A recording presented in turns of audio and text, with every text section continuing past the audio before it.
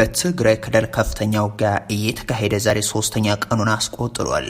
የኢትዮጵያ መከላከያ ሰራዊት መንግስት የመልሶ ማጥቃት ሲል የጠራውን ዘመቻ በተመለከተ ያለው ነገር ባይኖርም የትግራይ ኃይሎች ቃል አቀባይ ገብረ ጻድቅ ግን በዚህ ውጊያ ጉዳት አደረስን ድልም አገኘን ሲሉ ተደምጠዋል።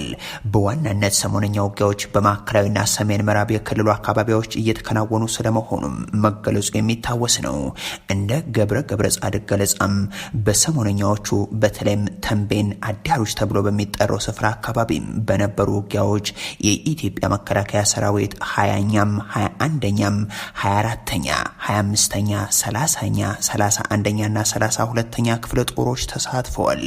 በዚህ ውጊያ የኤርትራ ተወርዋሪ ተብሎ የሚጠሩት 32ኛና 21ኛ ክፍለ ጦሮች መሳተፋቸውንም ሲገልጹት ሰምተዋል። ትናንት በአላሳ የጭላና አግበድል አደረገን ሲሉ ተናግረው የነበሩት ቃል አቀባዩም በዛሬው ውጊያ የኤርትራ 3 ብርጌዶችን ስለመደምሰሳቸው ሲናገሩም ተደምጠዋል። በአሁኑ ወቅት 1300 የሚሆኑ ምርኮኛ ወታደሮች አሉን ሲሉ የተደመጡት እኔ ግለሰብ አንድ የኢትዮጵያ የጦር አዛዥንም በስም በመጥቀስ ጭምር ስለመማረካቸው ሲናገሩት ሰምተዋል።